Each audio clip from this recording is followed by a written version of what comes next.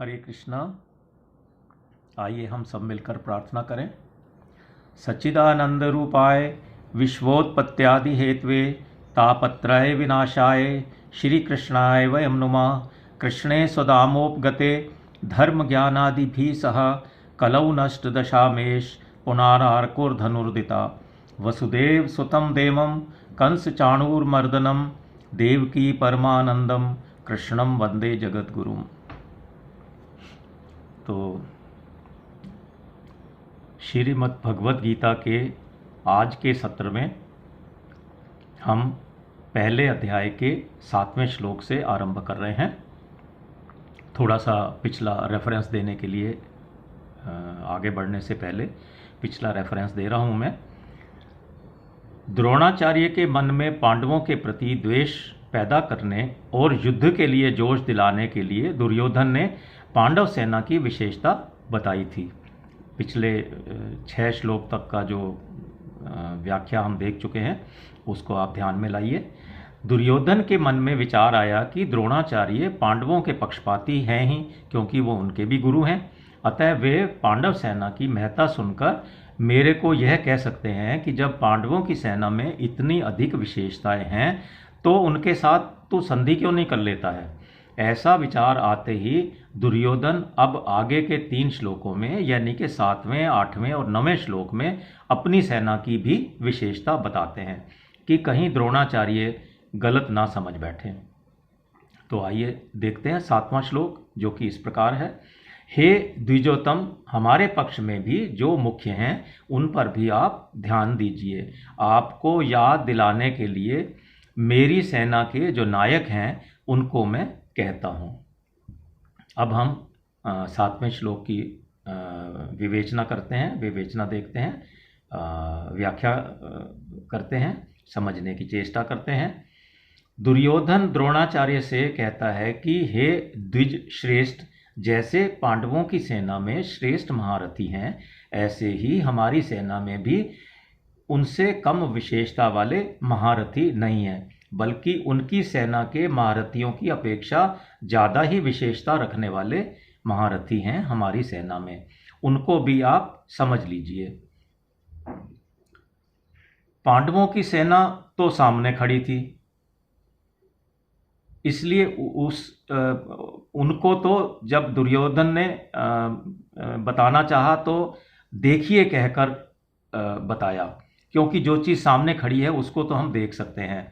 परंतु अपनी सेना सामने नहीं थी, बल्कि अपनी सेना पीठ के पीछे थी। द्रोणाचार्य अपनी सेना के सबसे आगे खड़े हुए थे, इसलिए द्रोणाचार्य की उनकी तरफ, अपनी सेना की तरफ पीठ थी।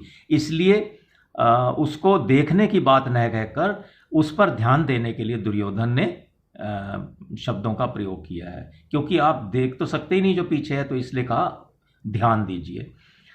सेना में, मेरी सेना में भी जो विशिष्ट सेनापति हैं, सेना नायक हैं, महारथी हैं, मैं उनके नाम केवल आपको याद दिलाने के लिए, आपकी दृष्टि उधर खींचने के लिए उनके नाम ले रहा हूं। हमारे बहुत से सेना नायक हैं, उनके नाम तो मैं कहाँ तक कहूँ, इसलिए मैं उनका केवल संकेत मात्र ही करता हूँ, क्योंकि आप तो वैसे ही सबको जानते हैं पहले से ही। इस श्लोक में दुर्योधन का ऐसा भाव प्रतीत होता है कि हमारा पक्ष किसी तरह से भी पांडवों के पक्ष से कमजोर नहीं है। अपना पक्ष चाहे कितना ही सबल हो, ऐसी अवस्था में भी शत्रु पक्ष को कमजोर नहीं समझना चाहिए। अपने में उपेक्षा, उदासीनता आदि की भावना बिल्कुल भी नहीं आने देनी चाहिए। इसलिए सावधानी के लिए मैंने उनकी सेना की बात कही थी, अब मैं अपनी सेना की बात कहता हूँ। एक भाव और भी हो सकता है कि पांडवों की सेना को देखकर दुर्योधन पर बड़ा प्रभाव पड़ा, उसके मन में कुछ भय भी हुआ, कारण कि संख्या में कम होते हुए भी पांडव सेना के पक्ष में बहुत से धर्मात्मा पुरुष थे, और स्वयं भगवान श्री कृष्ण भी उनकी सेना की तरफ ही थे। जिस पक्ष में धर्म और भगवान दोनों हैं, उसका सब पर बड़ा भारी प्रभाव पड़ता है। पापी से पापी, दुष्ट से दुष्ट व्यक्ति भी उसका प्रभाव पड़ता है। धर्म और भगवान नित्य हैं, इसलिए दुर्योधन पर पांडव सेना का बहुत बड़ा असर पड़ा, लेकिन उसके अंतःकरण में भौतिक बल का विश्वास बहुत अधिक होने के कारण वह द्रोणाचार्य को विश्वास दिलाने के लिए कहता है कि हमारे पक्ष में जितनी विशेषता है उतनी पांडवों की सेना में विशेषता नहीं है, अतः हम उन पर आसानी से विजय प्राप्त कर सकते हैं। इस प्रकार 7वें श्लोक का हमने तात्पर्य समझने की चेष्टा की। अब हम आगे बढ़ रहे हैं 8वें श्लोक की तरफ। 8वां श्लोक जो कि इस प्रकार है, आप यानी कि द्रोणाचार्य और पितामह भीष्म तथा कर्ण और संग्राम विजय कृपाचार्य तथा वैसे ही अश्वत्थामा विकर्ण और सोमदत्त का पुत्र भूरिश्रवा। तो ये 8वां श्लोक है। अब इस श्लोक का हम व्याख्या देखते हैं इस श्लोक की, और यहाँ पर जिन जिन शूरवीरों के नाम लिए गए हैं उनके विषय में थोड़ा सा जानने की चेष्टा भी करते हैं। हालांकि श्लोक में कुछ बातें नहीं बताई गई हैं जो कि अपनी नॉलेज के लिए हम उनको यहाँ पर इंक्लूड कर रहे हैं, ताकि हम थोड़ा सा उन लोगों के बारे में जिनके नाम लिए गए हैं थोड़ा सा उनके विषय में जान सकें। तो आइए व्याख्या देखते हैं अब 8वें श्लोक की। आप और पितामह भीष्म दोनों ही बहुत विशेष पुरुष हैं। आप दोनों के बराबर संसार में अन्य कोई पुरुष है ही नहीं। अगर आप दोनों में से कोई एक भी अपनी पूरी शक्ति लगाकर युद्ध करे तो देवता, यक्ष, राक्षस, मनुष्य आदि में ऐसा कोई भी नहीं है जो कि आपके सामने टिका रह सके, अधिक देर तक टिक सके। आप दोनों के पराक्रम की बात संपूर्ण संसार में, जगत में प्रसिद्ध है। पितामह भीष्म तो बाल ब्रह्मचारी हैं और इच्छा मृत्यु प्राप्त हैं, अर्थात उनकी इच्छा के बिना उन्हें कोई मार ही नहीं सकता।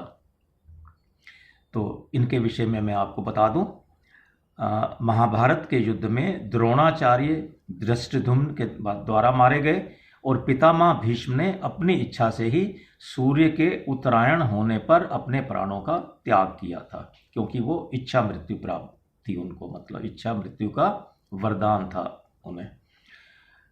दूसरा नाम आया कर्ण का। तो कर्ण बहुत ही शूरवीर हैं। मुझे ऐसा विश्वास है कि वह अकेला ही पांडव सेना पर विजय प्राप्त कर सकता है। उसके सामने अर्जुन भी कुछ नहीं कर सकता। ऐसा वह कर्ण भी हमारे पक्ष में है। तो कर्ण महाभारत के युद्ध में अर्जुन द्वारा ही मारे गए थे। तो जैसा कि मैंने आपको बताया कि इनके विषय में मैं आपको बताता चलूं, तो कर्ण अर्जुन के द्वारा इस युद्ध में मारे गए थे। कृपाचार्य की तो बात ही क्या है, वे तो चिरंजीवी हैं। तो इनको वरदान था चिरंजीवी का। तो पद्म पुराण में एक रेफरेंस आया है, अश्वत्थामा, बलि, वेदव्यास, हनुमान, विभीषण, कृपाचार्य, परशुराम और मार्कंडे, ये 8 चिरंजीवी हैं। ऐसा शास्त्र में पद्म पुराण में लिखा हुआ है। तो इनमें से शायद हम सब लोग हनुमान जी के विषय में तो जानते ही हैं कि वो अभी भी हैं, ऐसा कहा जाता है, क्योंकि वो चिरंजीवी हैं। तो बाकी जो नाम बताए ये भी 8 लोग चिरंजीवी हैं कुल मिला के, जिनमें कृपाचार्य का नाम भी है।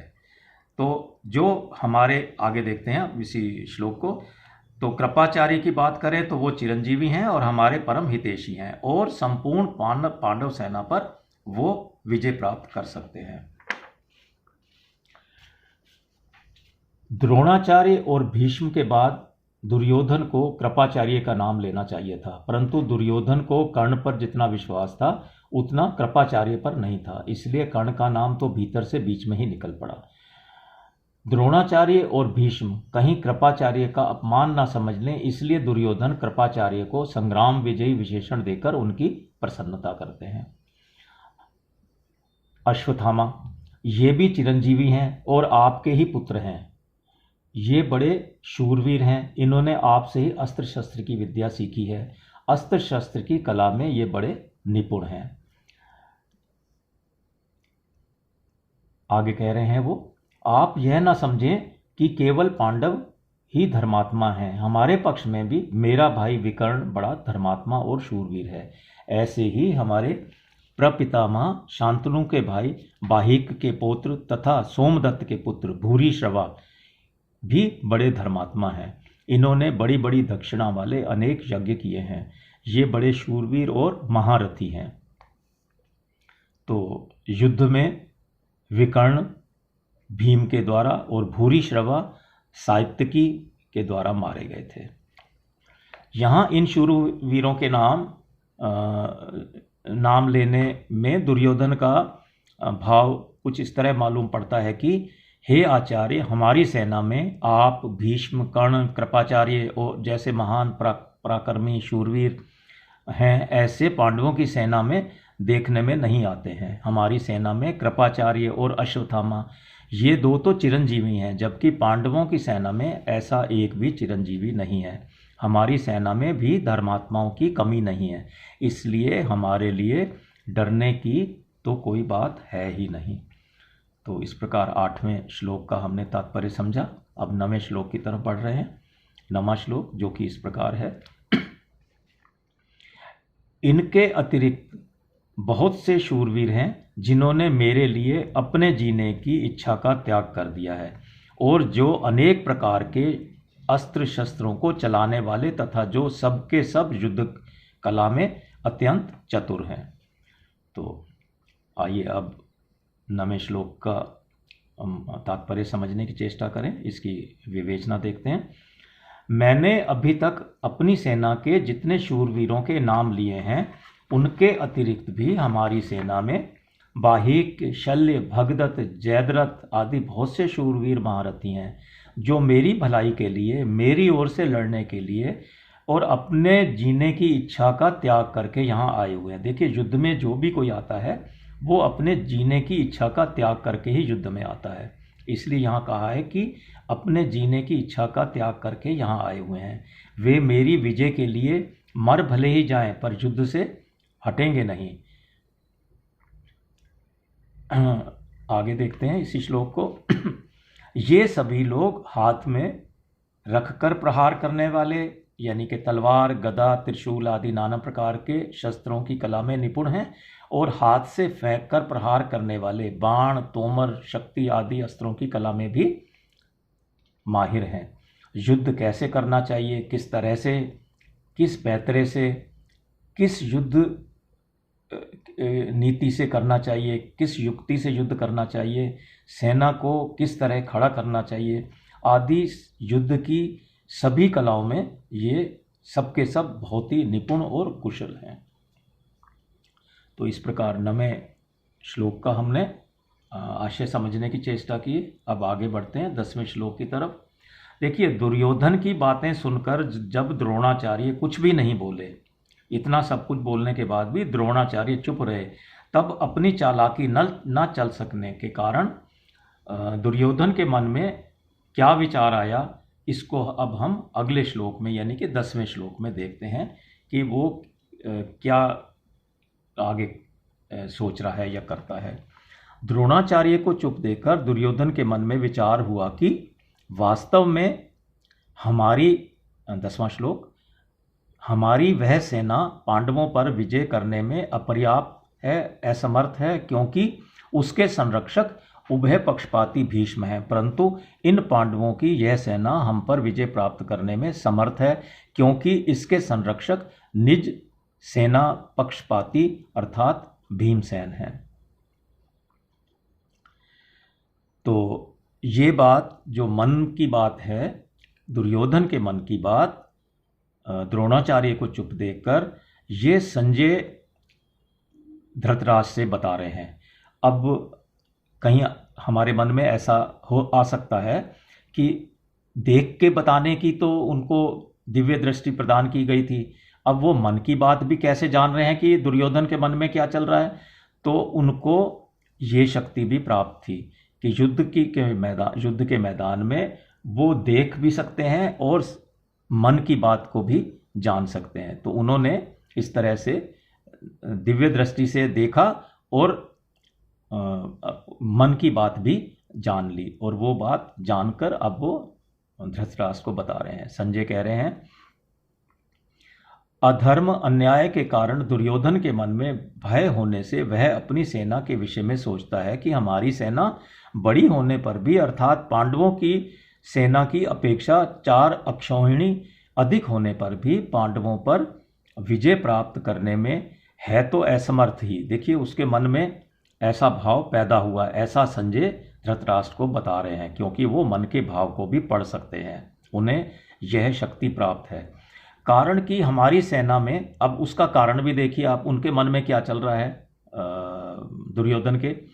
कारण कि हमारी सेना में मतभेद है, उसमें इतनी एकता, इतना संगठन, निर्भयता और निसंकोचता नहीं है जितनी कि पांडवों की सेना में है। हमारी सेना के मुख्य संरक्षक पितामह भीष्म उभय पक्षपाती हैं, यानी कि दोनों सेनाओं के पक्षपाती हैं, अर्थात उनके भीतर कौरव और पांडव दोनों सेनाओं का पक्ष है। वे कृष्ण के बड़े भक्त हैं। उनके हृदय में युधिष्ठिर का भी बड़ा आदर है। अर्जुन पर भी उनका बहुत स्नेह है, इसलिए वे हमारे पक्ष में रहते हुए भी अंदर से पांडवों का भला ही चाहते हैं। वे ही भीष्म, जो उभय पक्षपाती हैं, दोनों सेनाओं के पक्षपाती हैं, हमारी सेना के मुख्य सेनापति हैं। ऐसी दशा में हमारी सेना पांडवों के मुकाबले में समर्थ कैसे हो सकती है, यानी कि नहीं हो सकती। ऐसे भाव दुर्योधन के मन में चल रहे हैं। ये बात संजय धृतराष्ट्र को बता रहे हैं। आगे देखते हैं। पांडवों की सेना हमारे पर विजय करने में समर्थ है। इनकी सेना में मतभेद नहीं है, सभी एक मत होकर संगठित हैं। इनकी सेना का संरक्षक बलवान भीमसेन, जो कि बचपन से ही मेरे को हराता आया है, वह अकेला ही मेरे सहित 100 भाइयों को मारने की प्रतिज्ञा कर चुका है।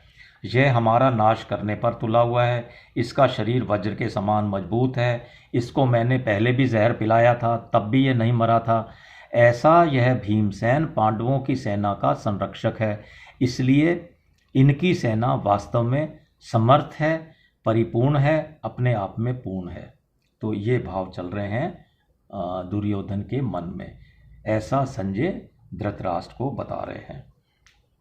आइए आगे देखते हैं। दुर्योधन के हृदय में भय बैठा हुआ है। भीतर में भय होने पर भी वह चालाकी से द्रोणाचार्य को प्रसन्न करना चाहता है। उसके अंतःकरण में तो भय है ही, फिर भी वो द्रोणाचार्य को प्रसन्न करना चाहता है, उनको पांडवों के विरुद्ध उकसाना चाहता है। कारण कि दुर्योधन के हृदय में अधर्म है, अन्याय है, पाप है। अन्यायी, पापी, अधर्मी व्यक्ति कभी निर्भय और कभी भी सुख शांति से रह नहीं सकता।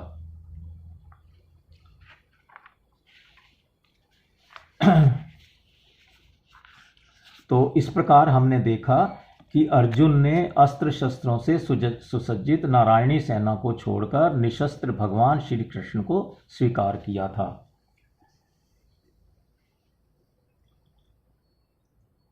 और दुर्योधन ने भगवान को छोड़कर उनकी नारायणी सेना को स्वीकार किया था।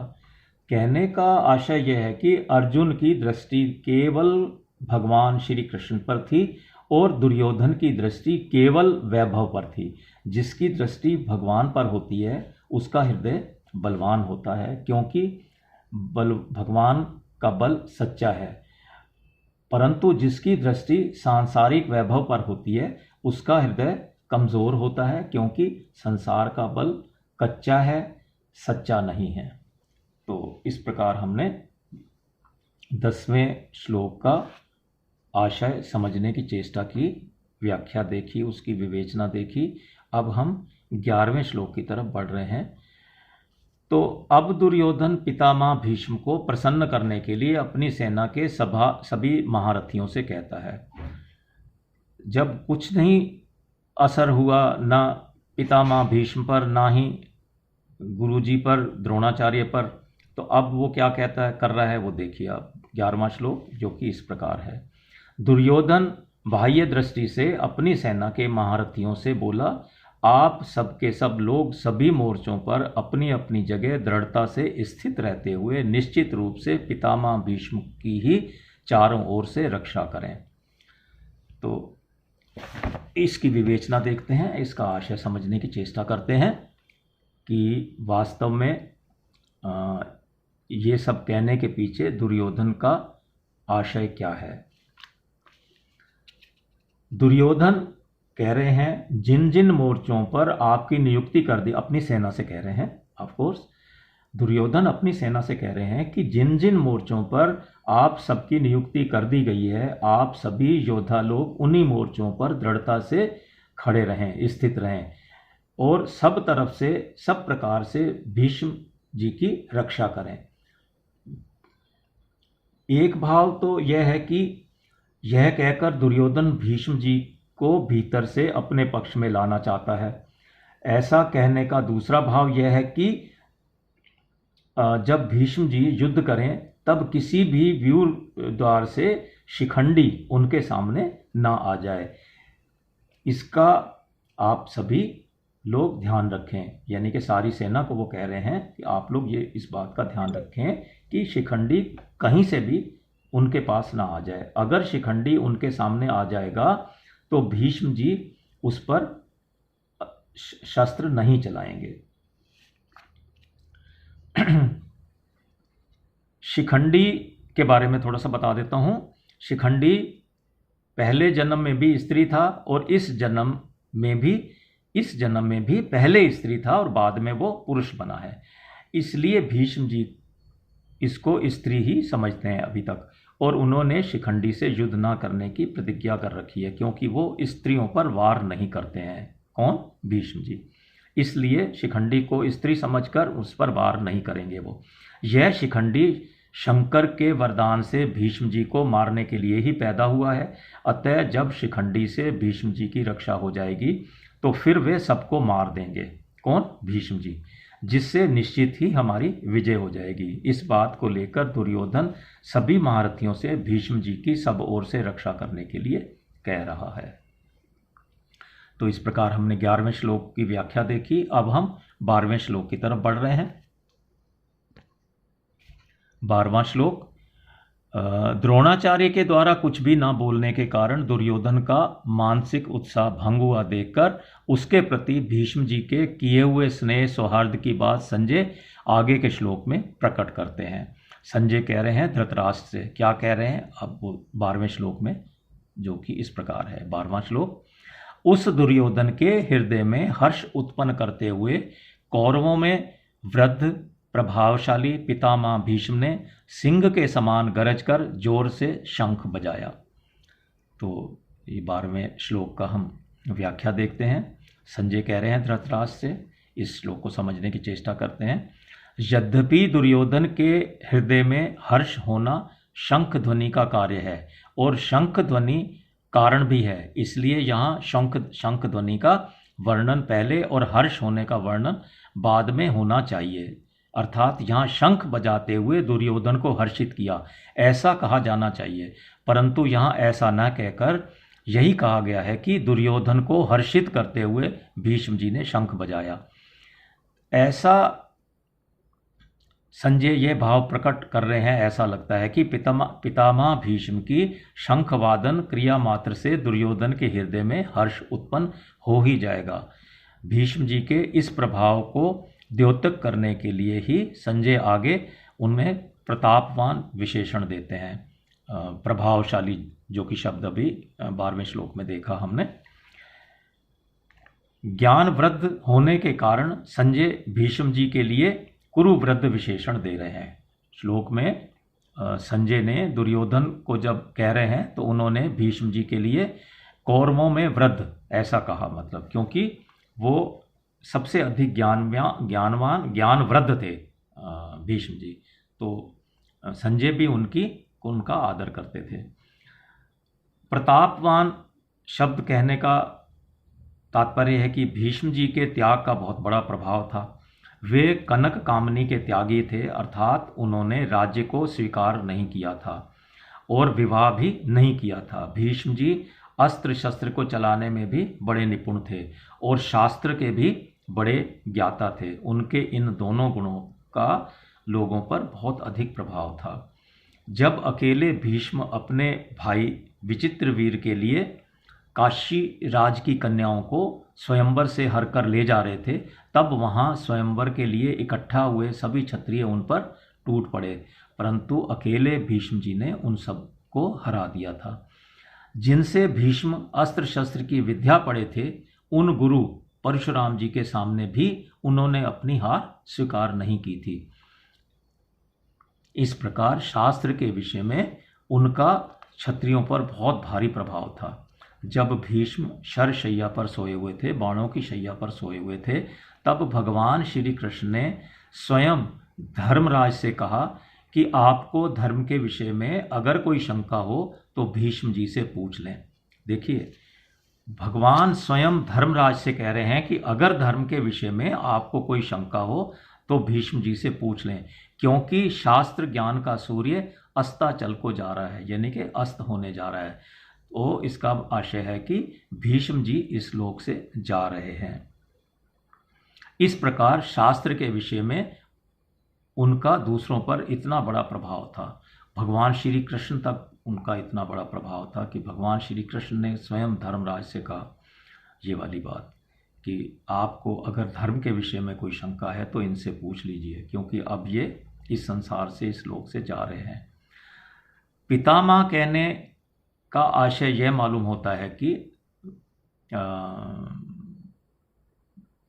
इनको भीष्म जी को पितामह कहने का आशय ये मालूम होता है कि दुर्योधन के द्वारा चालाकी से कही गई बातों का द्रोणाचार्य ने कोई उत्तर नहीं दिया।